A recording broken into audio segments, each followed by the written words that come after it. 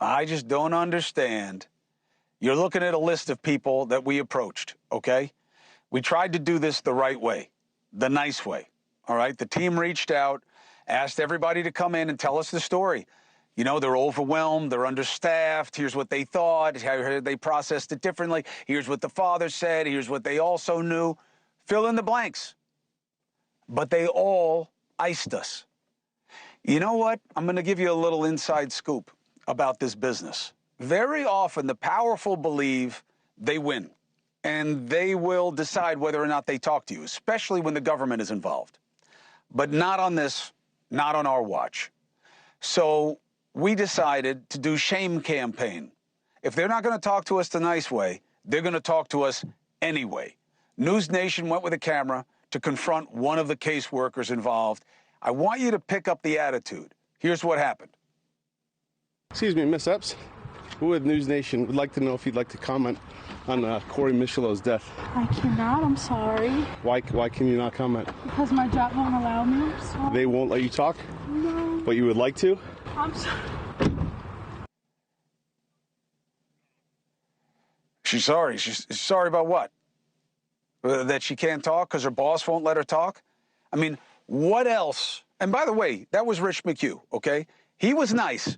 All right, it's not like we were coming up there and being like the big bad wolf, right? She didn't have to run away from him the way she did.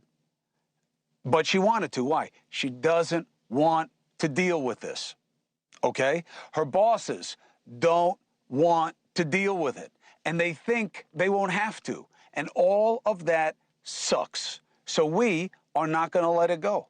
And I have you on notice right now. If you are one of the people who was involved with Corey's case, get ready to have a little bit different experience when you're on your way to work and walking around. Because at some point, you're going to say hello to one of us. You don't get to duck this when a kid dies this way. Jonathan Hatami is one of the few people who tried to actually criminally prosecute caseworkers after the death of a different kid, 8-year-old Gabriel Fernandez. Now, this was back in 2013. He had been beaten by his mother and boyfriend for months. Horrible, okay? A lot of people reported the abuse. Nothing was done. Gabriel's story is the focus of the Netflix doc, The Trials of Gabriel Fernandez. L.A. Deputy District Attorney Jonathan Hatami joins us now. It's good to see you, sir. Thank you so much for having me. Now, they say, listen, we do what we can. These are complicated situations. We're overstaffed. We're understaffed. We're crushed. We did the best we could. In this case with Corey, this little 6-year-old, hey, look, we went and visited. We assessed the best we could. Yeah, we saw this video, but we didn't really know what to make of it.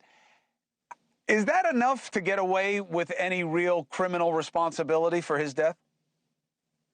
I mean, what happened to Corey is just tragic. And so first I want to express my condolences and my prayers to Corey's mom and to her family. This didn't need to happen. The government's #1 job is to protect children, is to protect the most vulnerable. And what you saw on that video is what happens every day in many states where social workers refuse to talk to prosecutors. They refuse to talk to the public about what happens. In Corey's specific case, this didn't need to happen. He should have been removed from the father, but so many states believe in reunifying children, even with abusive parents, instead of removing them and protecting them. And a lot of that has to do with money. Many states don't want to spend the money to have to put kids in foster care or to provide them with protection. Also, many of the kids, like Gabriel Fernandez, and a lot of them are children of color. Many people don't care about them. They come from lower socioeconomic areas. And also, children can't vote. And so a lot of leaders, like you had that list of all these so-called leaders that basically are cowards, that refuse to come on your show and not only say they're sorry, but just explain what happened. I think we would all be okay if you said, hey, we made a mistake. We want to be better.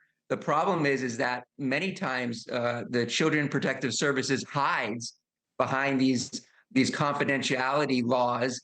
And the only people that can ever expose them is the media to try to make them better. And so really what happened to Corey shouldn't have happened. It's despicable. It's sad. It's horrible. I can't even watch the video, and I deal with child murders on a daily basis. But being a father, you're just looking at that, and it makes you feel so horrible for Corey that he had to go through that every single day. Hey, thank you for watching. Please go to newsnationnow.com, newsnationnow.com, and you can find NewsNation on your television provider. And don't forget to click the red subscribe button down below. Then you will get more of NewsNation's fact-driven coverage.